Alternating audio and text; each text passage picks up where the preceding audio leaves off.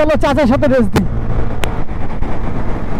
Hello everyone, welcome to my YouTube channel. তোমরা সবাই কেমন আছো? অবশ্যই ভালো। তো আমার বাইক চালানো দেখে আগে গিয়ে আমার ভাতিজা রুদ্র ও বাইক চেঞ্জ করে দেখবে যে হোন্ডা সিবি কেমন বাগে। ওর কেটিএমের পিছনেই লেগে আছে বাইকটা।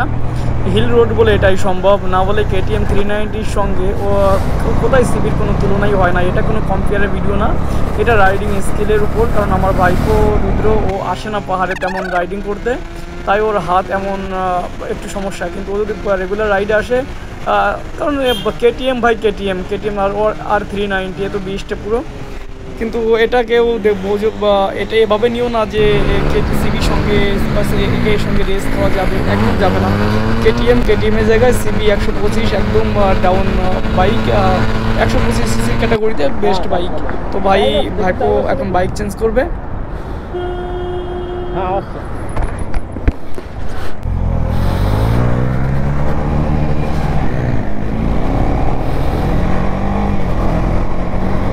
তো ভাই আমি কেটিএম চালাচ্ছি 390 আর রুদ্রর দিছি আমার বাইক।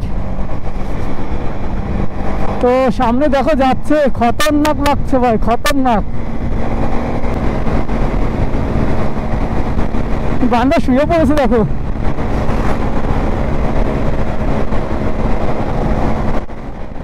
বাপরে, ভিডিও ভালো লাগলে অবশ্যই লাইক কমেন্ট শেয়ার অবশ্যই করে দিও। আর বাইকের পারফরমেন্স দেখানোর জন্যই তোমাদেরকে আমি এই ভিডিও বানিয়েছি।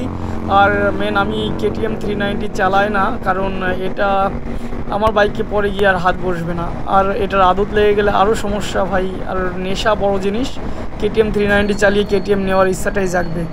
এই জন্য ভাই কেটিএম চালাই না, কিন্তু ভাইপোর জবরদস্তি করে গেল, চাচা আমারটা তুমি চালাও, তোমারটা আমি চালাই, এই জন্য চালানো। ভালো লাগলে লাইক কমেন্ট শেয়ার অবশ্যই করে দিও।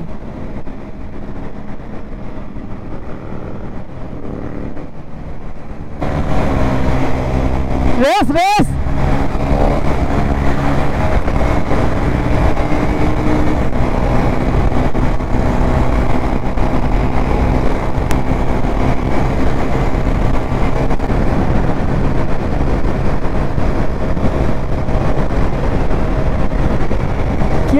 কি হ্যান্ডেলিং, বাবা রে বাবা, খতরনাক মেশিন।